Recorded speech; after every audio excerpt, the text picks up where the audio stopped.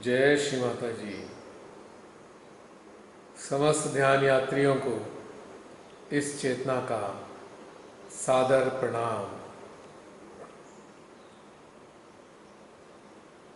प्रारंभ होने जा रहा है आज की ध्यान यात्रा का। सभी से निवेदन है, आंतरिक रूप से वह भारी रूप से इस यात्रा के लिए तैयार हो जाएं। अपने यंत्र को सुव्यवस्थित कर लें और अपने मध्य हृदय में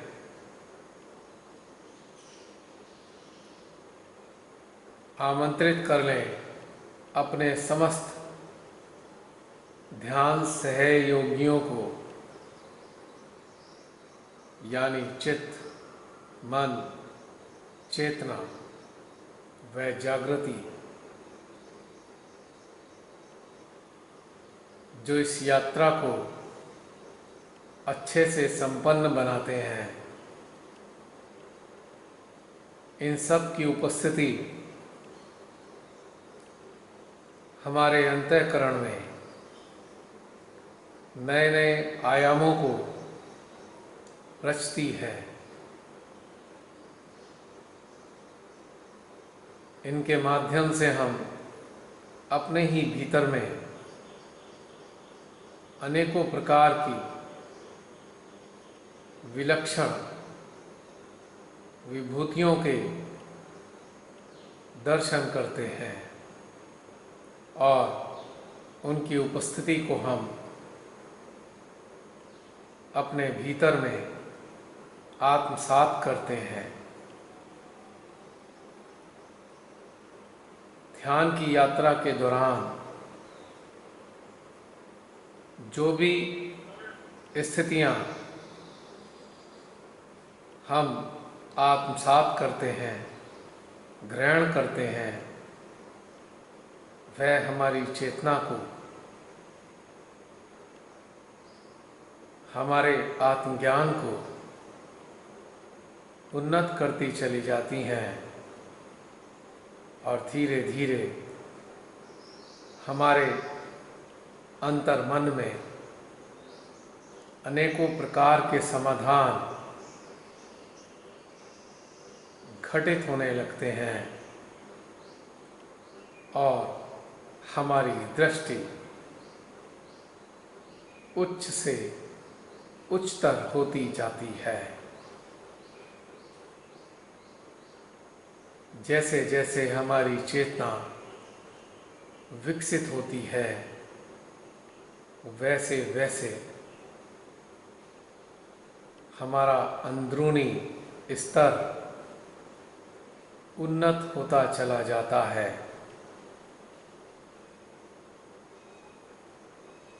और हमारे भीतर एक नया प्रकाश प्रकट होता है, जिस प्रकाश में हम वास्तविकताओं से रूबरू होते हैं और उन वास्तविकताओं को अपने जीवन में हम धारण करते हैं और हमारा जीवन धीरे धीरे सुंदर बनने लगता है। तो चलते हैं ध्यान के शुभारंभ की ओर। अपने हृदय में आसीन हृदयेश्वरी के श्री चरणों में हम नतमस्तक हो जाते हैं, साष्टांग प्रणाम करते हैं उनको।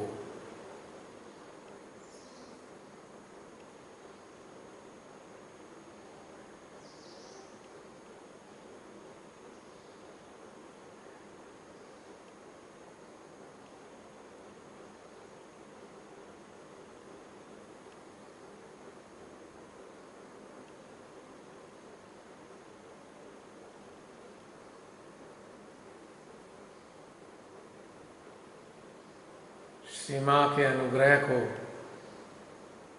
प्रेम को अपने सहस्त्रार मध्य हृदय व संपूर्ण यंत्र में अनुभव करेंगे।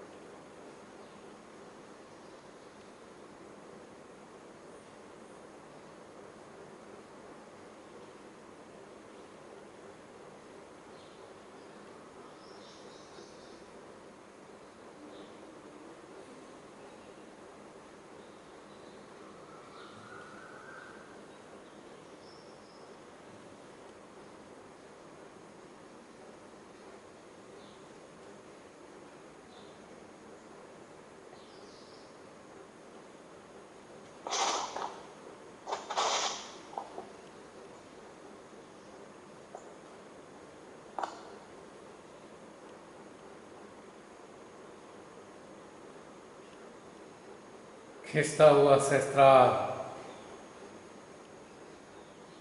और वैक्यूम बनाता हुआ मध्य हृदय,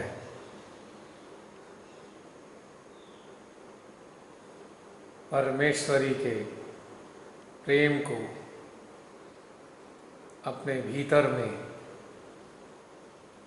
शोषित कर रहा है।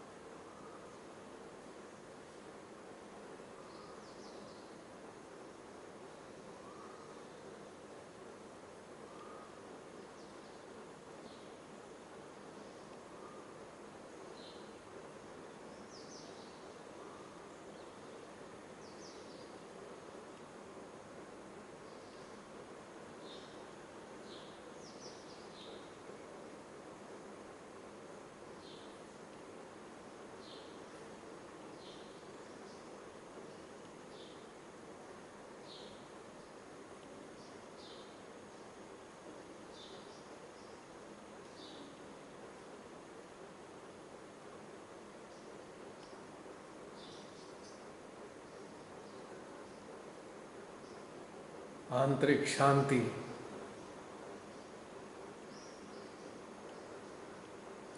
हमारी चेतना को आनंदित कर रही है।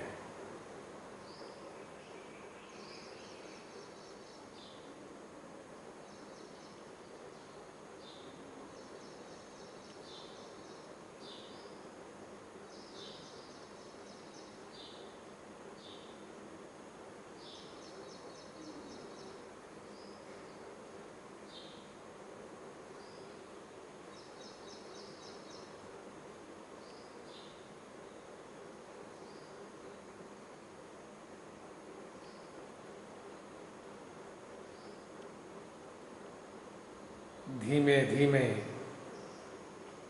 अपने अस्तित्व को इस आंतरिक शांति में डुबोते जाएंगे।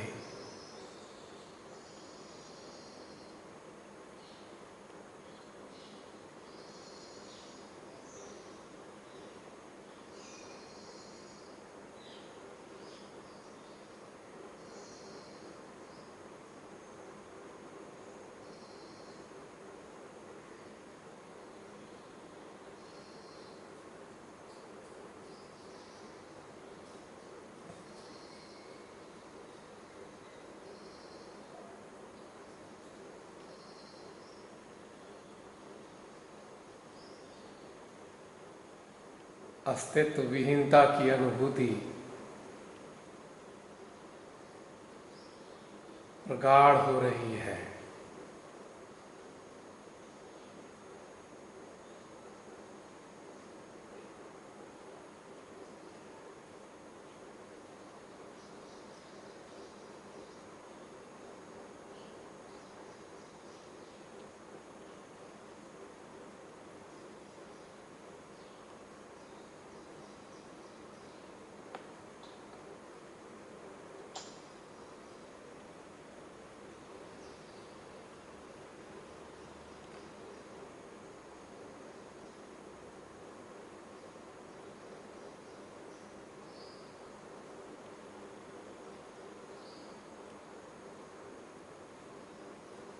अंतःकरण में शून्यता का संगीत गूंज रहा है।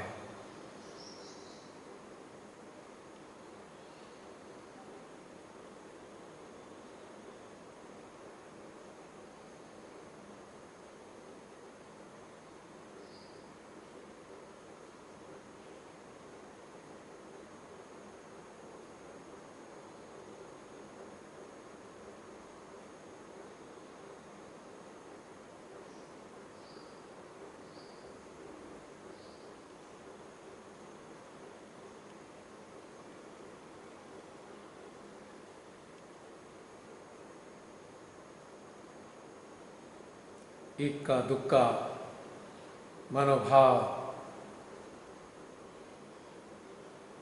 जो इधर उधर से हमारी चेतना में उठ रहा है, वह भी इस शांति के सरोवर में डूबता जा रहा है।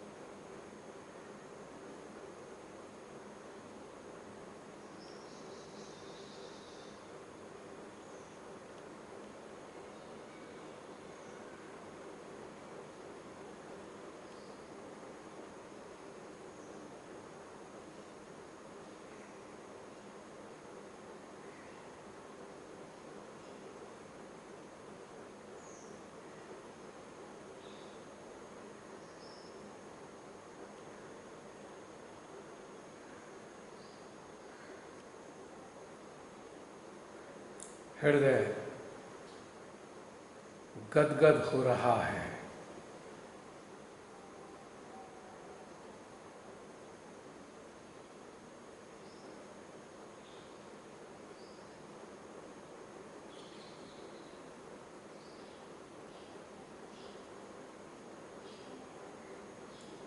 ऐसा प्रतीत होता है, यह जो अद्भुत शांति है, यह हमारे हृदय का भोजन है। इसीलिए हमारा हृदय अत्यंत प्रसन्न हो रहा है।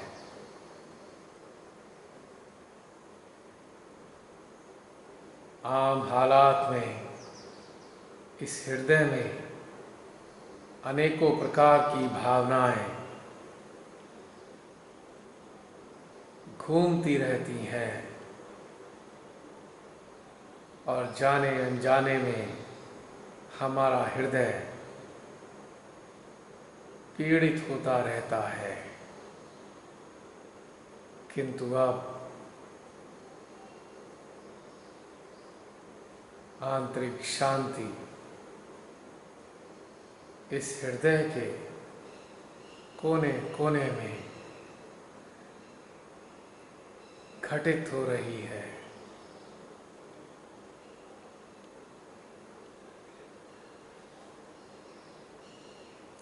और इसकी प्रसन्नता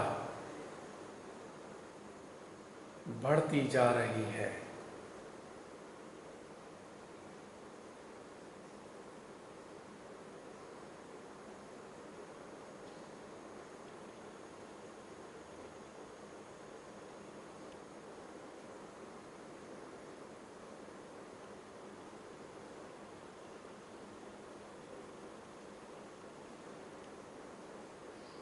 ऐसे ही सुंदर आंतरिक वातावरण के चलते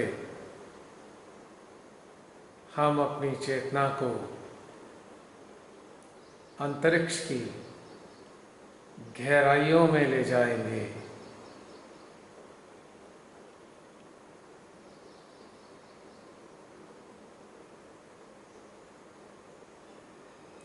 जहाँ तक भी हमारी चेतना अंतरिक्ष में ऊपर की ओर उठती जाएगी, वहीं तक अपनी चेतना को हम ले जाते जाएंगे।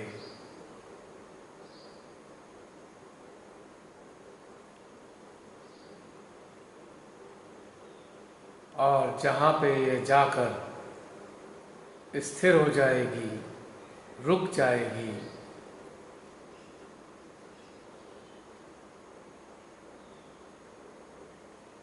उसी स्थिति में हम पुकारेंगे श्री बुद्ध के निराकार अस्तित्व को, उनकी निराकार ऊर्जा को,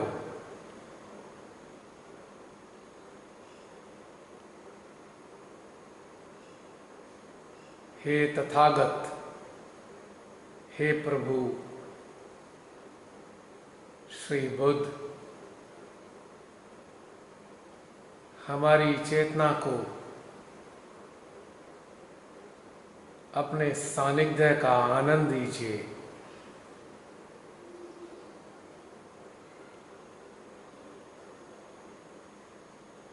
अपनी समस्त शक्तियों को जो निराकार रूप में पूरे ब्रह्मांड में विचरण करती रहती हैं, हमारी चेतना के माध्यम से हमारे यंत्र में, हमारे हृदय में प्रवाहित कीजिए।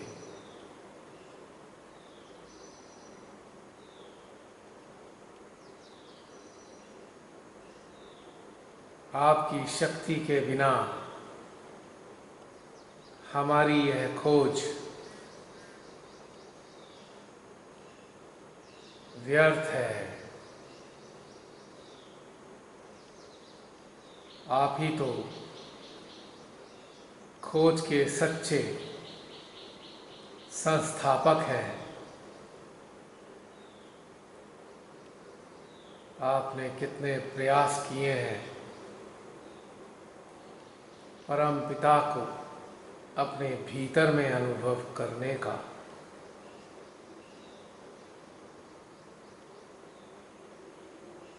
हे भगवान, हमारी चेतना में आइए। 1.5-2 मिनट तक श्री बुद्ध के निराकार अस्तित्व के साथ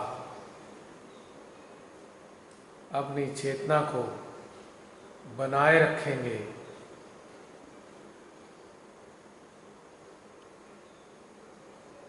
और हृदय में निरंतर उनका स्मरण करते रहेंगे।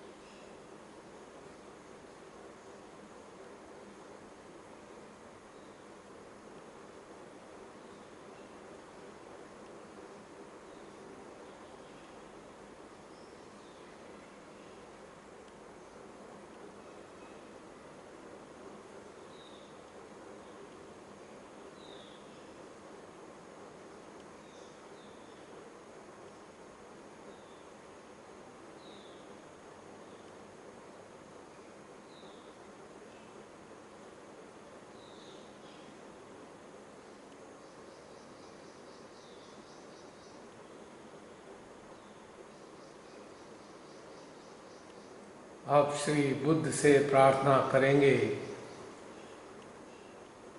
कि अपने निराकार अस्तित्व के साथ हमारे हृदय की शोभा बढ़ाएं, हमारे हृदय में समा जाएं। उनके निराकार अस्तित्व के साथ अपनी चेतना को भी हम अपने हृदय की ओर लिए चलते हैं।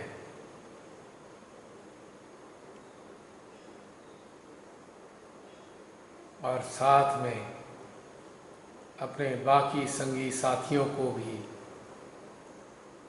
श्री बुद्ध के निराकार अस्तित्व के साथ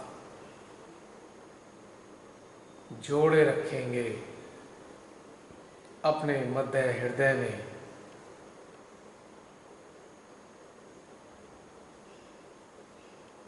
पूर्ण निष्ठा, एकाग्रता और लगन के साथ श्री बुद्ध को कुछ देर तक अपने हृदय में हम अनुभव करेंगे।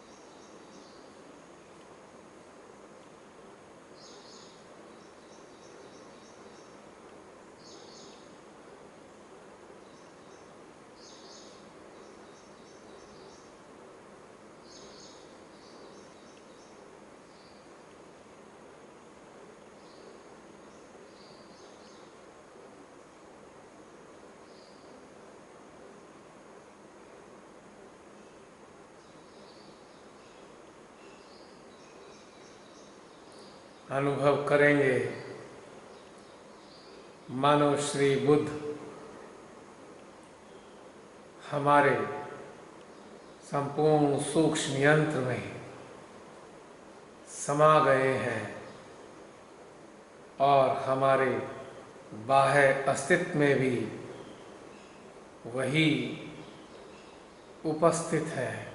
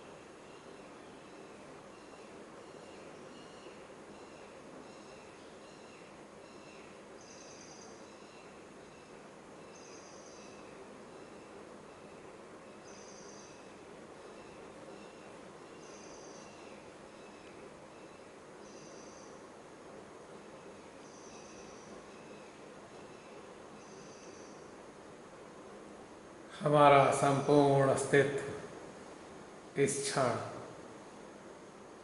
बुद्धमयी हो गया है। महसूस करें।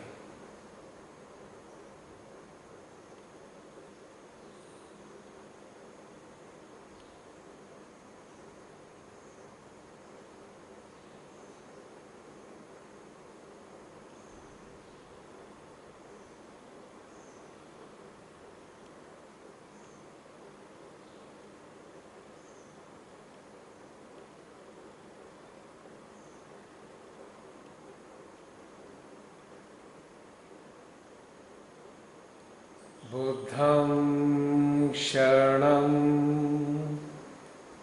गच्छामि।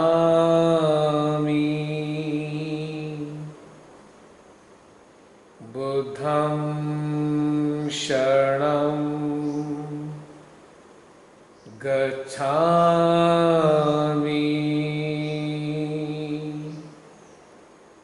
बुद्धं शरणं गच्छामि।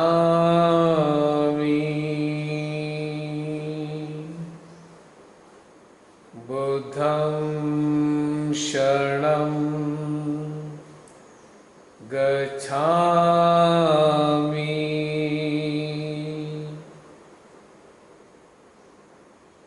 जिन चेतनाओं को परम पिता परमेश्वर का बोध हो जाता है। वे समस्त चेतनाएं परम पिता परमेश्वर के श्री चरणों के शरणागत हो जाती हैं।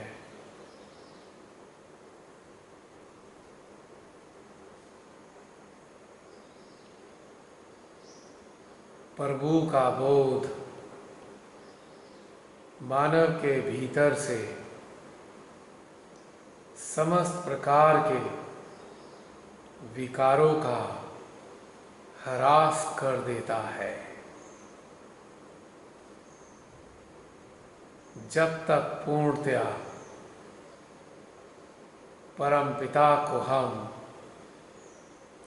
अपने भीतर में अनुभव नहीं कर लेते, हम अन्यंत्र इधर उधर अपना समय व्यर्थ के सांसारिक उपकरणों में बर्बाद करते रहते हैं और स्वयं को झूठी तसल्ली देते रहते हैं कि हम तो कर्म कर रहे हैं, हम तो कर्तव्यों का निर्वहन कर रहे हैं। बिन परमात्मा के एहसास के यदि हमारे शरीर का कार्यकाल पूरा हो गया तो क्या हासिल होगा? क्या ये संसार के क्रियाकलाप तथा कथित कर्म और कर्तव्य क्या हमारी सहायता कर पाएंगे, हमारी चेतना को उन्नत कर पाएंगे? निश्चित तौर से नहीं। तो प्रश्न यह उठता है, क्या हम इन सभी बाह्य कर्तव्यों और कर्मों का त्याग कर दें? कदापि नहीं। हम इनको आंतरिक बोध से अलग ना रखें। इन समस्त प्रकार के कर्तव्यों और कर्मों को निभाते हुए हम अपने अंतःकरण में परम पिता का एहसास निरंतर बनाए रखें।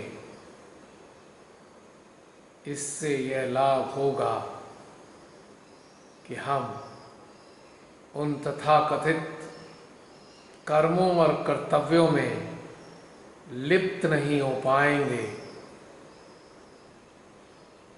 पूर्णतया अलिप्त अवस्था में हम अपने शरीर के द्वारा सभी कार्यों को संपन्न करते हुए अपनी अंतर चेतना में परमेश्वरी का अनुभव निरंतर करते रहेंगे। यही वास्तविक घटनाक्रम है बोधियों के शरणागत होने का।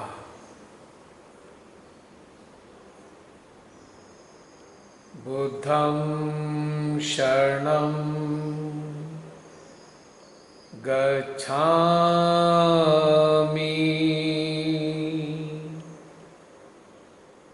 बुद्धं शरणं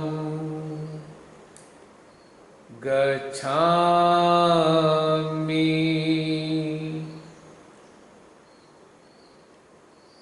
श्री बुद्ध ने कहा,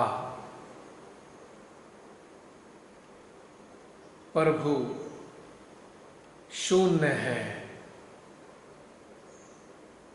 शून्य के सिवा कुछ नहीं।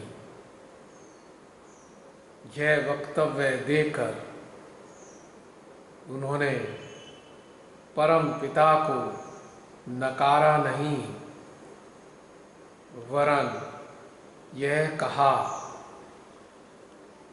कि जब हम शून्यता में डूब जाते हैं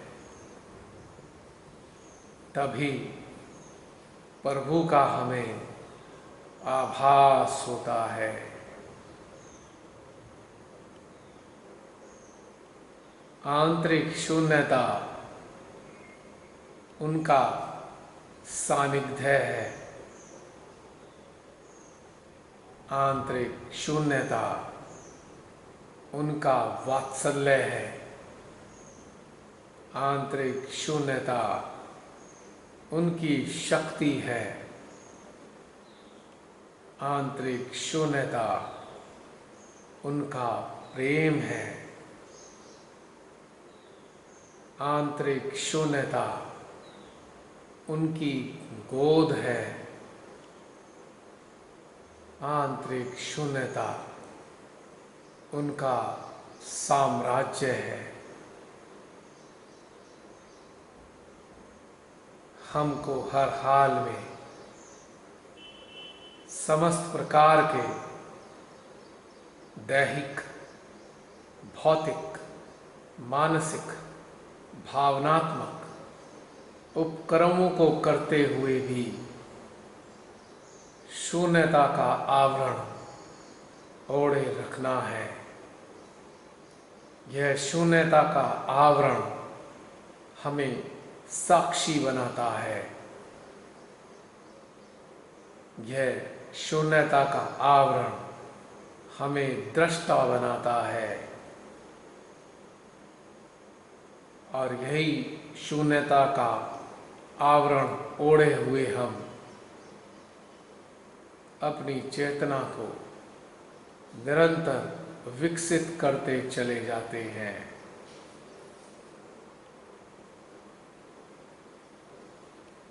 मिनट डेढ़ मिनट के लिए हम श्री बुद्ध के निराकार अस्तित्व को अपने हृदय में अनुभव करेंगे।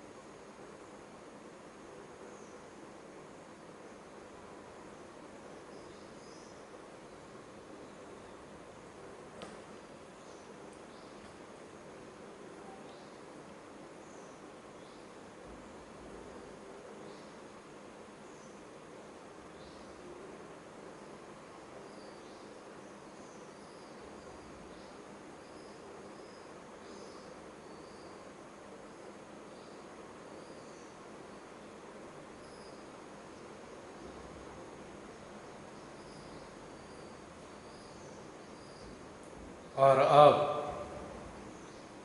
श्री बुद्ध से हम प्रार्थना करेंगे, हमारे दाहिने आज्ञा में स्थित अपने अंश को वे पूर्ण रूप से जागृत कर दें।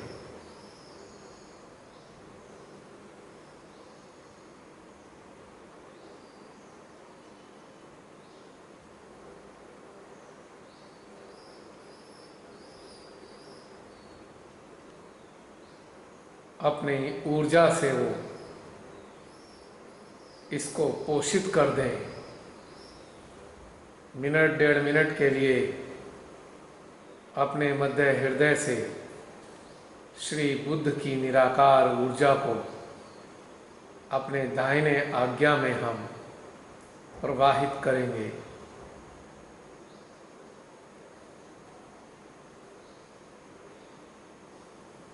अपने चित्त को हम दाहिने आज्ञा पर श्री बुद्ध के अंश के साथ जोड़ेंगे और ऊर्जा की विभिन्न प्रकार की प्रतिक्रियाओं को अनुभव करेंगे।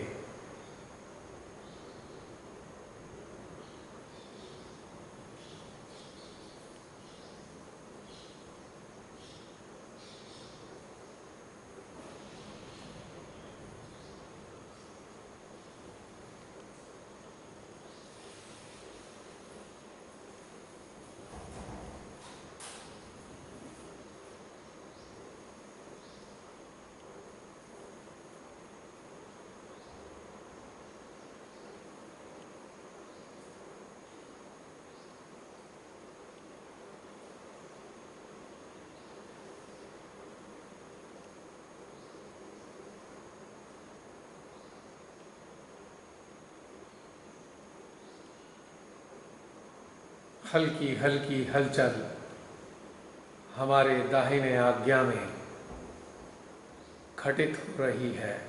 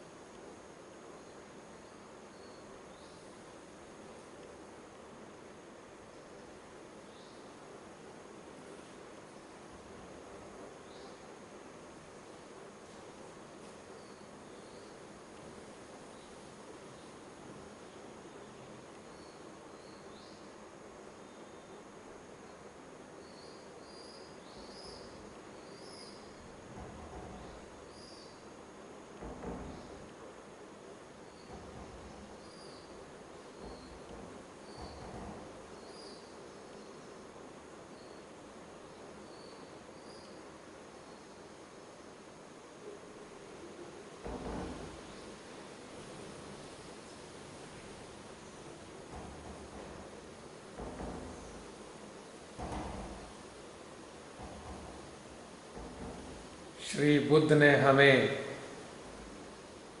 यह प्रेरणा दी कि जब वो सिद्धार्थ थे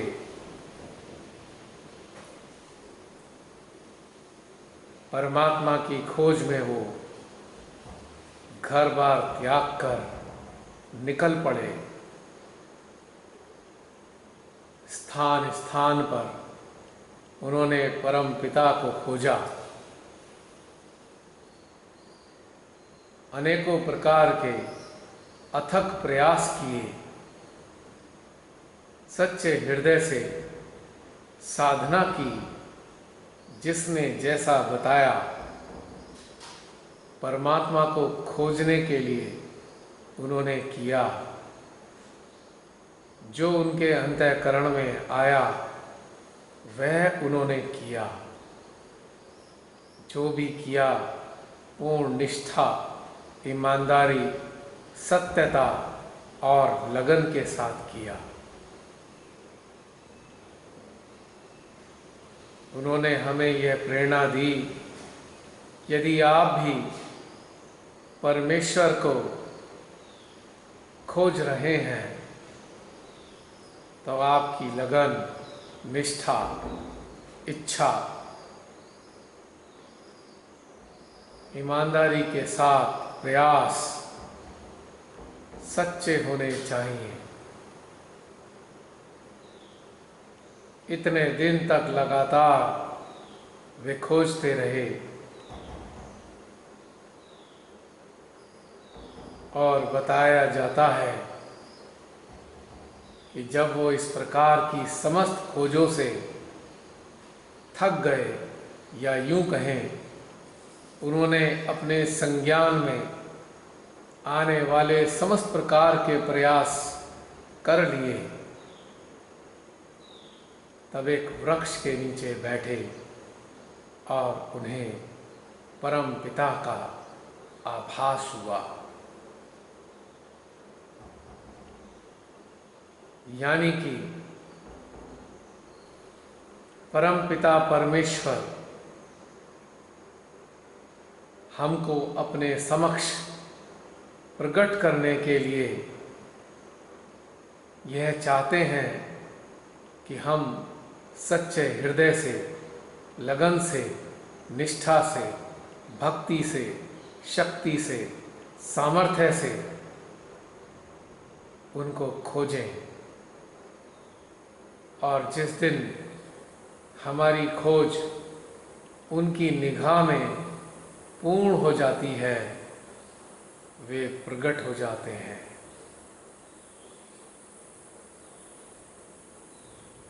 जब वो एक वृक्ष के नीचे बैठे अप्रयास की अवस्था में, तो परमात्मा प्रकट हो गए। इसका यह कदापि मतलब नहीं है कि वो ऐसे ही हमें मिल गए या ऐसे ही उन्होंने हमें दर्शन दिए। वह अदृश्य रहकर हमारे सच्चे प्रयासों को देख रहे थे। एक प्रकार से वह तोल रहे थे कि यह जो भक्त है मेरा, क्या सच्चा है, क्या रात दिन मेरे बारे में ही सोचता है, हर पल हर घड़ी मेरे को पाना ही चाहता है। ऐसा प्रतीत होता है शायद परमात्मा हमारी आंतरिक भावनाओं को भी देख रहे होते हैं, और जब उनकी निगाह में हम अपने प्रयासों में उत्तीर्ण हो जाते हैं, तो उनका दीदार हमारी चेतना में होता है। अपने हृदय में हम उनको महसूस कर पाते हैं। अब ये प्रश्न उठता है कि सिद्धार्थ के काल में तो माँ आदि शक्ति अपनी समस्त शक्तियों के साथ आई हुई नहीं थी, जो उनको आसानी से आत्म साक्षात्कार दे देती। तो उन्होंने तो अपने अथक प्रयासों से स्वयं ही अपने आत्म साक्षात्कार का प्रबंध किया।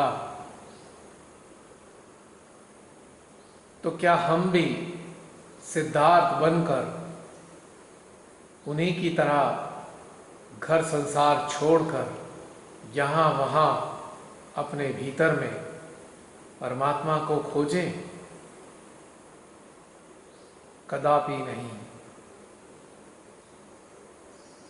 सिद्धार्थ का जो कार्य था वह इस संसार में सच्चे प्रयासों को स्थापित करने का था। काल बदला है और आज स्वयं श्री मां अवतरित हुई। उस सबसे कठिन कार्य को उन्होंने हमारे लिए कर दिया, जिसके लिए सिद्धार्थ को बरसों लगे। तो अब हमारा कर्तव्य क्या बनता है? हमारा कर्तव्य बनता है कि हम अपने सहस्त्रार और हृदय में निरंतर बने रहने का अथक प्रयास करते रहें। जैसे सिद्धार्थ ने परमात्मा को खोजने के लिए किया,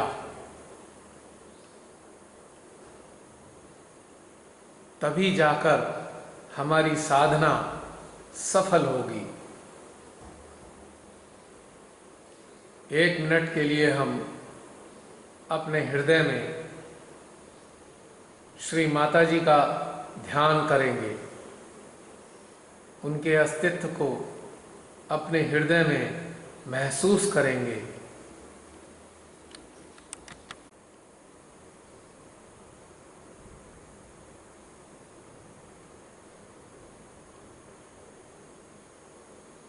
और अब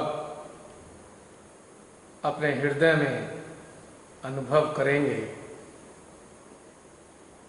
कि श्री माँ हमें अंदर से क्या प्रेरणा दे रही हैं इस संदर्भ में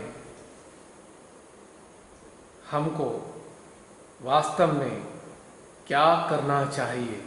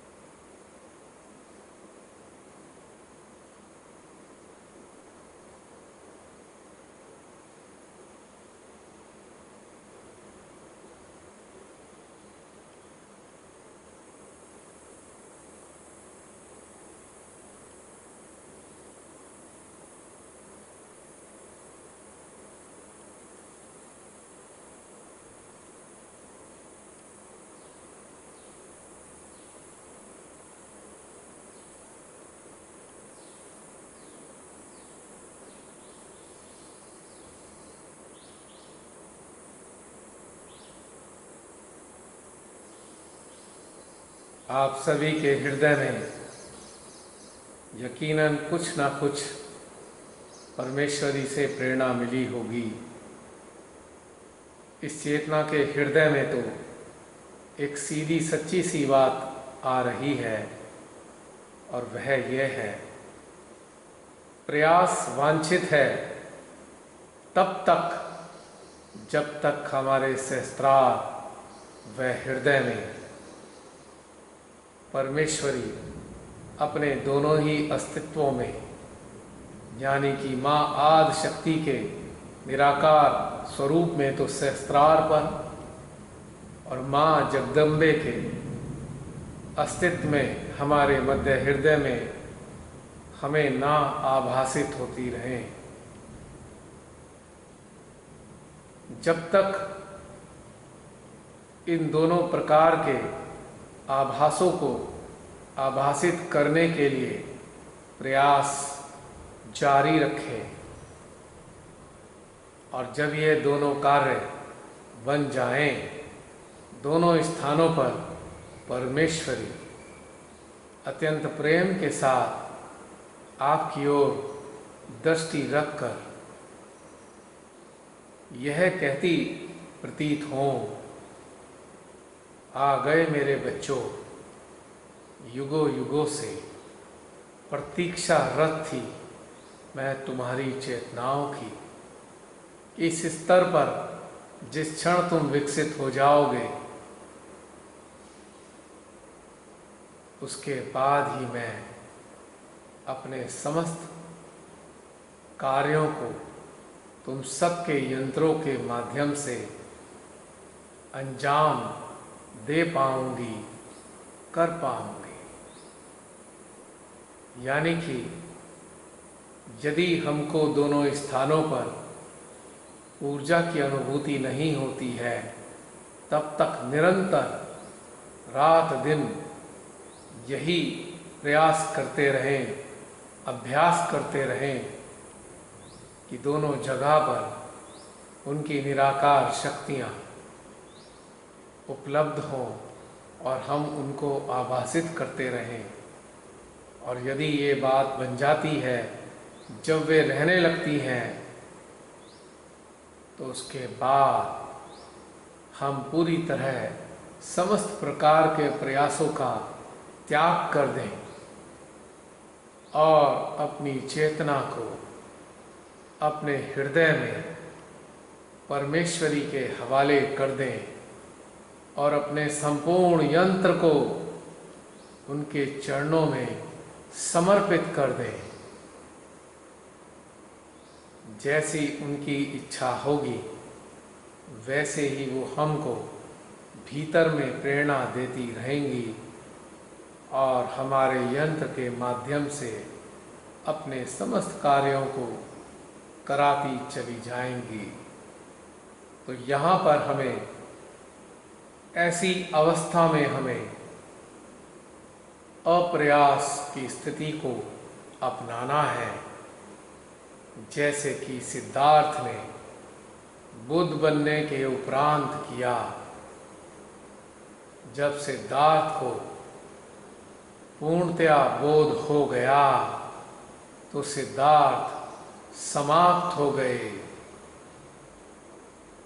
और जो उनका नया अस्तित्व प्रकट हुआ वह था श्री बुद्ध का, यानी कि एक ऐसी चेतना जो परमात्मा के बोध से ओतप्रोत है और परमपिता परमेश्वर श्री बुद्ध से निरंतर कार्य लेते गए। तो यही बोधित्व की कुंजी है। यदि हम समझ जाएं तो this is the secret of complete awakening. शरणागत यानी कि इन दोनों महादेवियों के शरणागत हो जाना अप्रयास अवस्था में, मन को निष्क्रिय कर देना यानी शून्य कर देना और हृदय की प्रेरणाओं से संचालित रहना, यही बोध है, यही बोधित्व है, यही जागृति है और यही एनलाइटनमेंट है।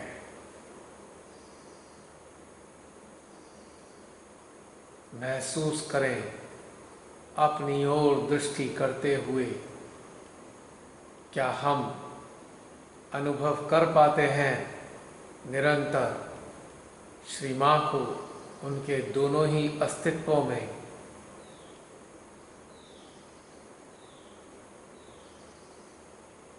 यदि हाँ, तो क्या हम अभी भी सहज के विभिन्न कर्मकांड टेक्निक अपनाते रहते हैं?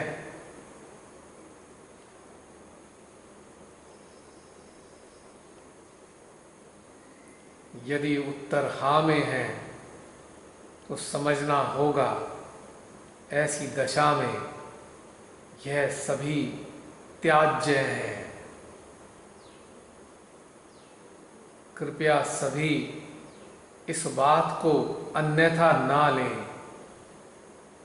पूर्ण जागरूकता के साथ समझें कि जब दोनों महादेवियों ने अपना डेरा हमारे दोनों मुख्य केंद्रों पर डाल दिया है और हमने अपने यंत्र को, अपने अस्तित्व को उनके श्री चरणों में समर्पित कर दिया है, तो फिर किस उद्देश्य से यह प्रयास होना चाहिए? ऐसी अवस्था में स्थित होने के लिए ही तो हम सहज की टेक्निक अपनाते हैं। जब ऐसी अवस्था आ जाती है तो सहज की टेक्निक किस लिए, क्यों? क्या हमें विश्वास नहीं इन दोनों महादेवियों पे? और यदि हम इन दो महादेवियों को अनुभव करने के उपरांत भी इस प्रकार के उपक्रम करते रहते हैं तो निश्चित रूप से हम दोनों महादेवियों का मार्ग अवरुद्ध कर रहे हैं और हमारे यंत्र से उनको काम नहीं लेने दे रहे हैं। यह समस्त प्रकार की क्रियाएं उनके कार्यों में बाधा ही हैं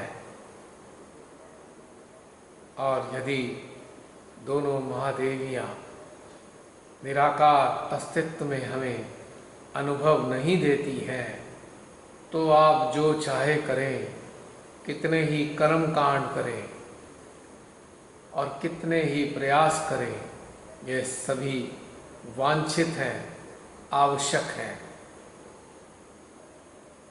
क्योंकि आप अभी अपने सहस्त्रार में मध्य हृदय में स्थित नहीं हो पाए हैं, स्थिर नहीं हो पाए हैं।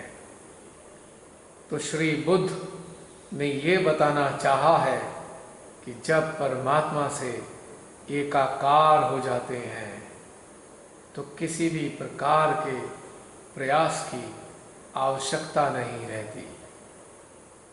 यदि दूसरे रूप में हम इसको समझें तो एकाकारिता स्थापित होने के बाद किया गया कोई भी कर्मकांड हमको उठाकर आज्ञा चक्र में पटक देता है और हम अधोगति को प्राप्त होते हैं।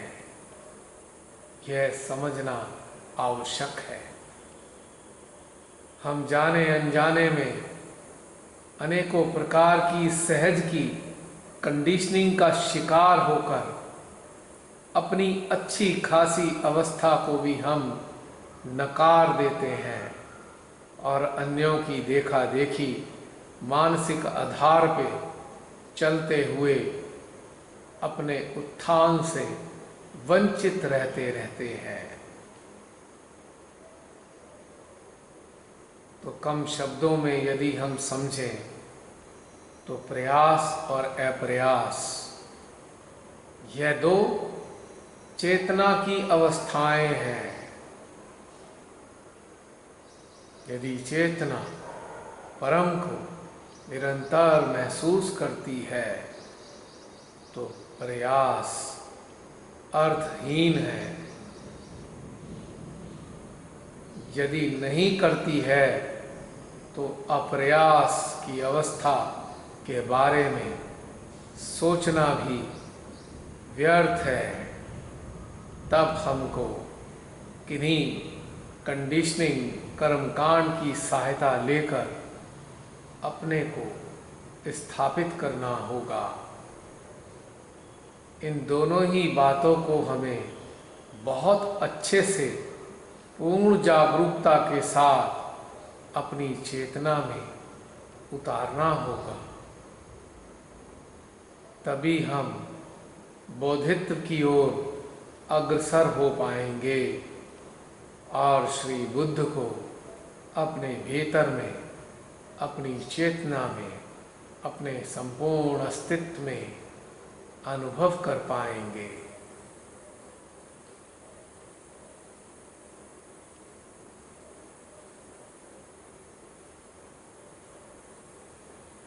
प्रयास और अप्रयास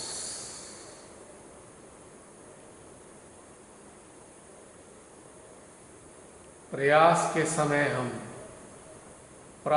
यानी परमेश्वरी की शक्ति का प्रयोग करते हैं, जो विभिन्न रूपों में, विभिन्न टेक्निक्स के रूप में हमें उन्होंने प्रदान की है। और अप्रयास अवस्था में हम से आत्मा में स्थित हो जाते हैं और ऐसी अवस्था में किसी भी प्रकार के प्रयास की आवश्यकता नहीं रहती। तो यह दोनों चीज़ें समझना आवश्यक है।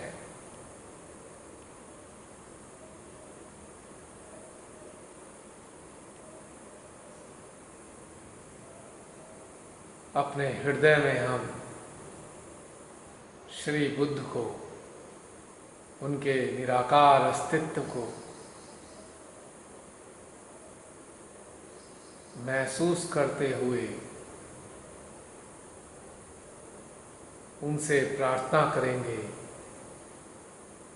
हे तथागत, हे भगवान, हे प्रभु, मेरे हृदय में सदा के लिए बस जाइए। श्री मां के दरबार के एक आवश्यक अंग प्रत्यंग बनकर मेरी चेतना को निरंतर निर्देशित करते रहिए। प्रभु, आपको कोटि कोटि प्रणाम, आपको कोटि कोटि प्रणाम।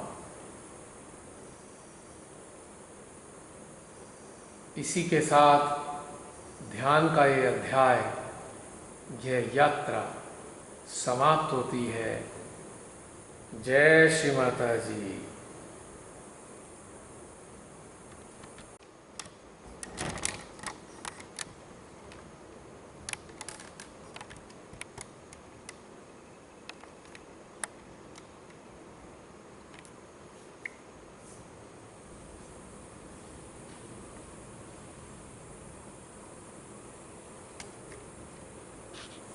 दस मिनट शेष हैं। यदि आप में से कोई लोग वार्तालाप करना चाहें। जय श्री माता जी। जय श्री माता जी। और सुंदर बोधित बुद्धि, और जब हृदय में प्रश्न करने का कहा ना आपने जी, तो उस वक्त कोई प्रश्न नहीं आ रहा था, सिर्फ शून्य ही था। ये तो बहुत सुंदर बात है। इसका मतलब बोध घटित हो गया आपकी चेतना में। जी। आप सभी को काफी समय से मैं महसूस नहीं कर रही हूँ। जी, आप सभी को यह सुंदर बोधित्व मुबारक हो। ये चेतना आप सबके लिए प्रार्थना करती है कि आप सभी अपनी अंतर चेतना में सत्य के बोध से सराबोर हो जाएं, सराबोर रहें और श्री मां के कार्यों को सुंदरता से अंजाम दें, सारे संसार में जागृति फैलाएं। जी, जय श्री माता जी। भैया रेखा गुप्ता बोल रही हूँ। जी बहन, जय श्री माता जी। अभी आप अदृश्य हैं, भैया प्रकट हो जाइए। भैया मैंने अपना वीडियो करा है ऑन, क्या दिक्कत हो रही है? अब प्रकट हुई हैं आप, ऑन नहीं किया था आपने। हाँ, अच्छा अच्छा। भैया मैं कह रही पूरा ध्यान बहुत सुंदर था, बहुत अच्छा था। मेरी जो अनुभूति बता रही हूँ, मेरी जो बाएं पैर की एड़ी है ना, वहां से एक, जैसे कहना चाहिए कोई एक छोटा सा तार सा ऐसा चुगल सा होता हुआ 5-6 बार बाएं पैर की एड़ी से निकलता हुआ शस्त्रार से ऊपर की ओर गया। चलिए बढ़िया है। हमारी एड़ी में, हमारी जो एड़ी है वो मूलाधार का स्थान है। आप श्री माता जी ने बताया सभी को। और वो पाँव जो है हमारी संसार को रिप्रेजेंट करते हैं। पाँव जागृति होने के बावजूद भी, कुंडली जागृत होने के बावजूद भी, यदि हमारा चित्त संसार में ज़्यादा इन्वॉल्व रहता है तो उसका प्रगटीकरण हमारे पाँव से होते हैं, स्थितियों का, हमारी चेतना के स्तर का। तो कुछ अड़चन रही होगी, वो रिलीज हो गई, बस बहुत बढ़िया बात है। ओ भैया बहुत सारी दुआएं आपको। दीजिए दीजिए, ये तो मैं स्वीकार कर लूंगा, पर धन्यवाद स्वीकार नहीं कर सकता। बहुत भैया, बहुत सारी। आप दुआएं कितनी दे दीजिए, पर धन्यवाद स्वीकार नहीं कर सकता, क्योंकि ये मेरा कार्य नहीं है। इसलिए दुआएं बोल रही हूँ भैया। जय श्री माता जी। हाँ, दुआएं दीजिए। हृदय से स्वीकार। अच्छा, इसीलिए मुझे थोड़ी देर पहले महसूस हुआ मेरी एड़ी में एकदम से अचानक से दर्द क्यों महसूस हो रहा था। कोई बात नहीं, कुछ ना कुछ होता रहता है। हम यंत्र हैं, एक दूसरे से इंटरकनेक्टेड हैं। जैसे हमारा घर होता है और हर कमरे में बिजली की लाइन होती है। अगर किसी कमरे में कहीं स्पार्क होगा तो सारे घर के अंदर उसकी जो प्रतिक्रिया आएगी। अब हम सब लोग परमेश्वरी की विद्युत तरंगों के अंग प्रत्यंग बन चुके हैं। यदि किसी भी एक यंत्र में कुछ भी ऐसी चीज़ गड़बड़ होगी तो बाकी के यंत्रों में उसका आभास होना सुनिश्चित है। तो it's a very common phenomena.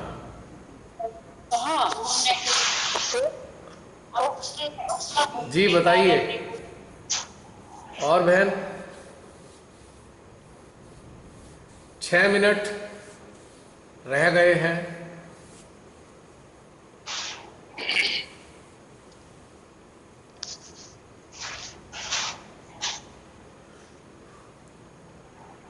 अभी आंधी और तूफान का मौसम बना हुआ है।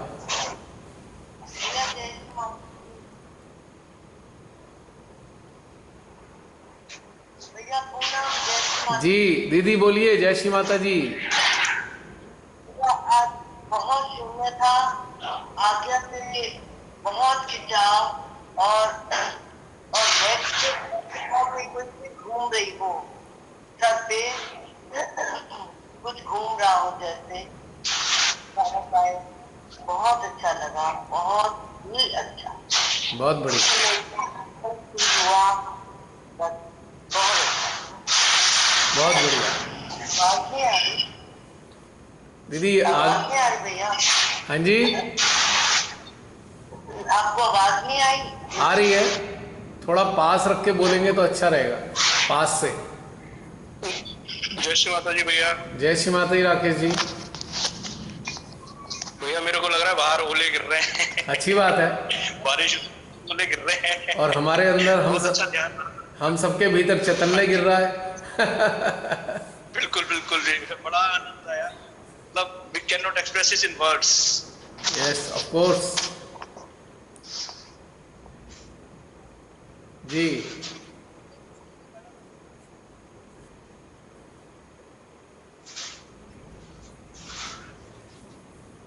क्या हुआ? आप लोग शांत हो गए सभी। अभी ध्यान की तंद्रा टूटी नहीं है।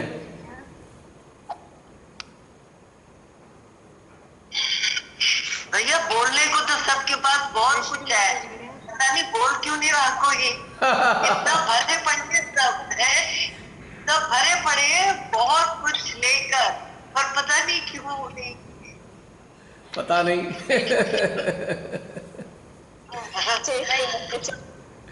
भैया जो कुछ हमारे अंदर वो सब कुछ आपने बोल दिया और इतना मतलब मंत्रमुग्ध से हो जाते हैं ना, काफी देर तक पता नहीं चलता क्या। बहुत ही अलौकिक था आज का सेशन भी ना, क्या करें। यही बात मैं कहना चाहती हूँ कि हम थॉटलेस हो गए हैं, हमारे पास कुछ नहीं है करने को, सभी बातें तो हम पर बता सकते हैं। तो बस हमारे अंदर रहते हैं, कोई सवाल नहीं, कोई जवाब नहीं। तो इसके लिए तो कभी आवाज नहीं ठीक। इसके लिए तो फिर कबीर। जब आपने हाँ बोलो बोलो प्रियंका बोलो। जब आपने कहा कि श्री माता जी से प्रेरणा लेके वो क्या कहना चाहती है, तो मेरी चेतना को श्री माता जी स्पेस में लेके छोड़ के आ गई। ओहो ओहो, ये तो बड़ी गड़बड़ हो गई। आ गई वापस या नहीं, अभी वहीं हो?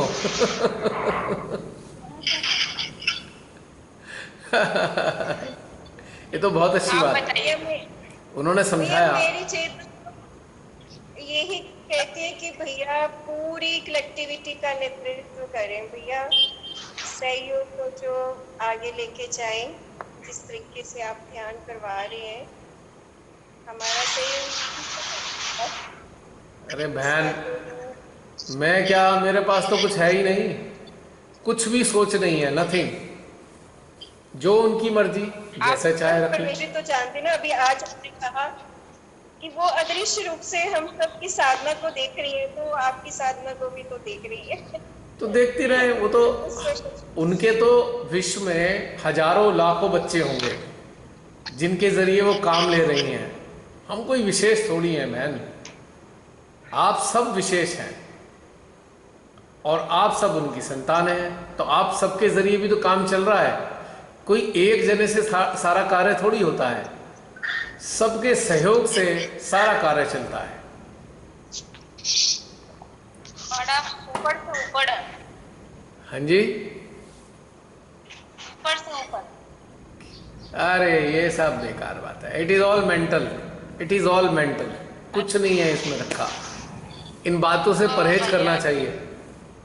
We should avoid such things because we do not know anything. Parmeshwari किस तरीके से किससे काम लेंगी कोई नहीं जानता, तो इन शब्दों का उपयोग करने से बचना चाहिए।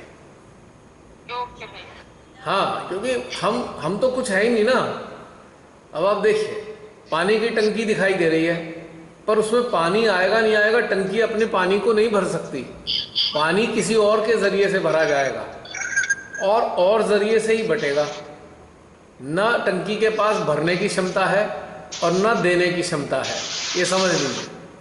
हम सब यंत्र भी वैसे ही हैं, पीछे से आ रहा है, उनकी इच्छा से आगे जा रहा है। तो क्या है हमारे पास? कुछ भी नहीं है। वी आर नथिंग, शून्य। बुद्ध ने भी तो यही कहा, जब तक शून्य नहीं होंगे तब तक कुछ नहीं होगा। और जैसे ही हम ये सोचने लगे आप सबकी इतनी बड़ी बढ़िया बातें सुन सुन के मैं फूल के कुप्पा हो जाऊं, तो मेरा आज्ञा चक्र तो बस राइट आज्ञा ऐसा बढ़िया हो जाएगा। नहीं भैया, आप सभी की दुआ है कि सभी को ध्यान की सर्वोच्च स्थिति प्रदान करें श्री माता जी। हाँ, ये बात सही है, दैट्स ट्रू। जी भैया।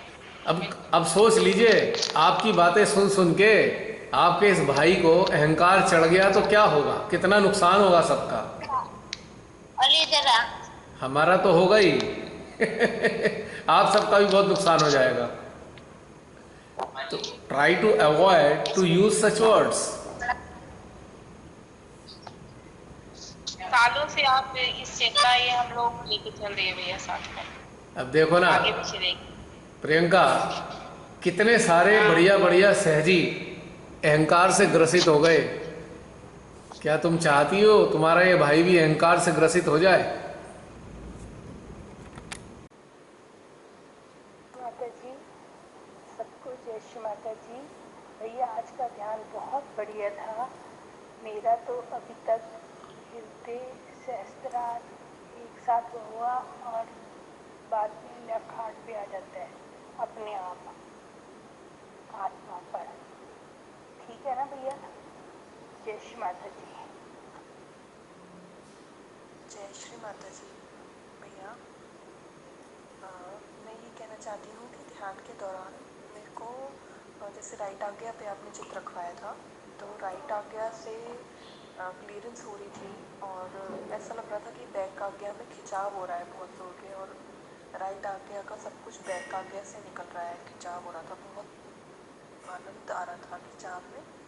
और मतलब पूरे टाइम यही हो रहा था। अभी बैक सेंटर हार्ट में बहुत ठंडक है, बहुत अच्छी फीलिंग हो रही है, निर्विचारिता की स्थापना हो गई है। और मतलब मुझे उससे पहले बहुत ज़्यादा विचार आ रहे थे ध्यान से पहले और मन विचलित हो रहा था, पर मेडिटेशन के बाद बहुत बहुत आनंद की अनुभूति हो रही है अंदर से। और राइट आज्ञा से ऐसा लग रहा है बैक आज्ञा में खिंचाव हो रहा है। तो इसका क्या मीनिंग है भैया, प्लीज़ बताइएगा।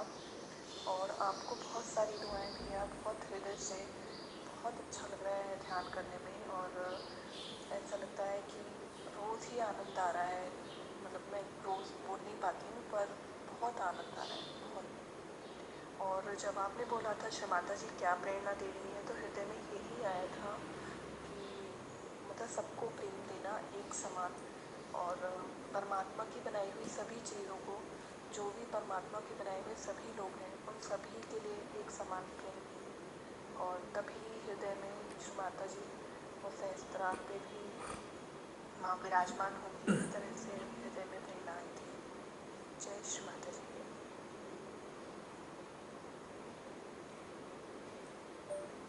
जय श्री माता जी। ऋचा, किसी भी प्रकार से खिंचाव होता है, कहीं भी खिंचाव होता है, इट इज़ ऑल गुड।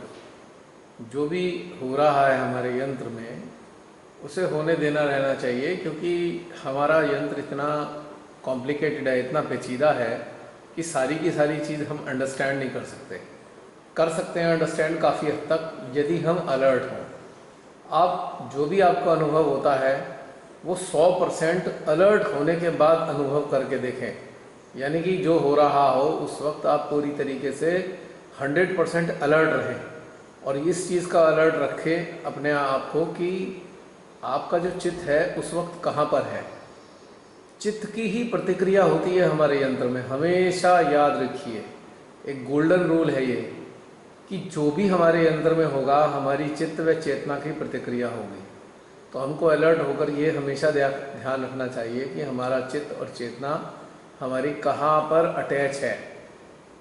वहीं से ही इस प्रकार की प्रतिक्रियाएं घटित हो रही हैं, क्योंकि जो भी हम देखते हैं, सुनते हैं, समझते हैं, ग्रैस्प करते हैं, उस पर हमारा सूक्ष्म यंत्र प्रतिक्रिया देता है, पॉजिटिव और नेगेटिव, कोई भी चीज़। तो जागरूकता के साथ, और आप इस सब की दुआओं के लिए बहुत बहुत शुक्रिया, थैंक यू सो मच। दुआएं तो कितने भी किसी को दी जा सकती हैं, कोई दिक्कत नहीं है, कोई समस्या नहीं है। बहुत सारी दुआएं आप सब देना चाहें सब ले लूँगा। दुआएं तो मिलनी चाहिए और देनी भी चाहिए। जो हमें लगता है कि जिनको दुआएं हमारे हृदय से निकलती हैं तो कन्वे करना भी चाहिए, चाहे कोई भी हो, XYZ, क्योंकि इसी के कारण ही तो, इसी के बद्दुआएं और दुआएं ही तो ईश्वर को व्यवस्था करने में मदद करती हैं। किसी के हृदय से निकली बद्दुआएं ईश्वर को सोचने में मजबूर कर देती हैं कि भाई ये बद्दुआएं जो दे रहा है किस कारण से दे रहा है, क्या इसके साथ कोई अन्याय हुआ है। और आप जब दुआएं देते हैं तो भी ईश्वर ये सोचते हैं जिसके लिए आपके हृदय से दुआएं निकल रही हैं उसका कल्याण करें। तो ईश्वर अपने पास कुछ नहीं रखते हैं, जो कुछ भी हमें देते हैं वो हमारे को प्राप्त दुआओं और बद्दुआओं के वो कारण ही देते हैं, ये समझ लीजिए। बहुत अच्छी बात है ये समझने के लिए।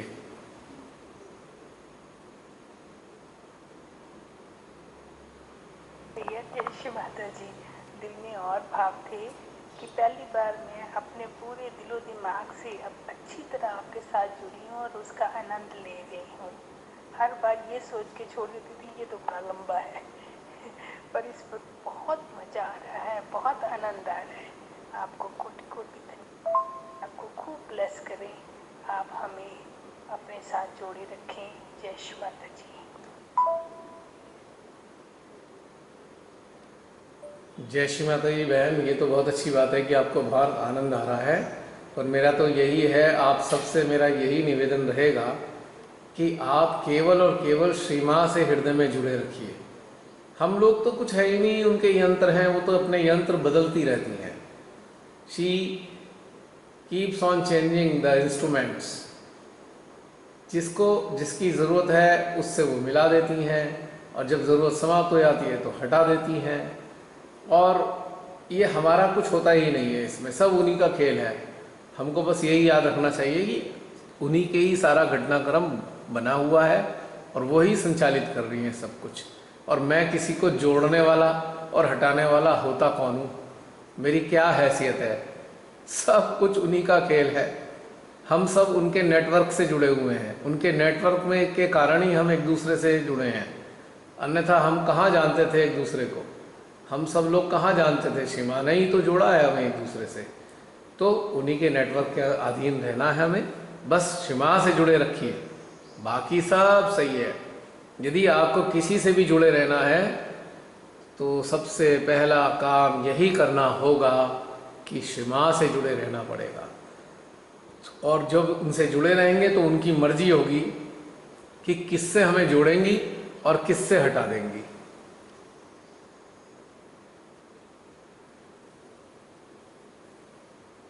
जय श्री माता जी। भैया, एक प्रश्न था मेरा, जब आज ध्यान कर रहे थे तो आपने बोला अपनी चेतना को अंतरिक्ष में ले जाएंगे, तो मेरे अंदर आया चेतना को ले जाना है या चित्त को ले जाना है।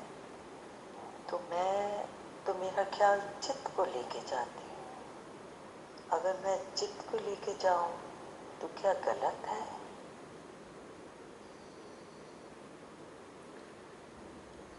जय श्री माता दी दीदी, चित्त को ले जाना गलत नहीं है, किंतु चेतना और चित्त में एक बड़ा भारी अंतर है। चेतना जो होती है उसके अंदर सेंसिटिविटी विद्यमान है, पर हमारा चित्त बिल्कुल एकदम न्यूट्रल होता है, इसमें सेंसिटिविटी नहीं होती।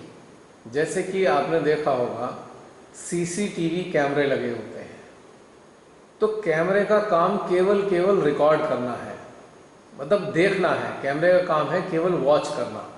और कैमरे यदि रिसीवर से जुड़े हुए हैं, उसमें हार्ड डिस्क लगी हुई है, तो जो भी कैमरा देख रहा है वो हार्ड डिस्क के अंदर रिकॉर्ड हो रहा है।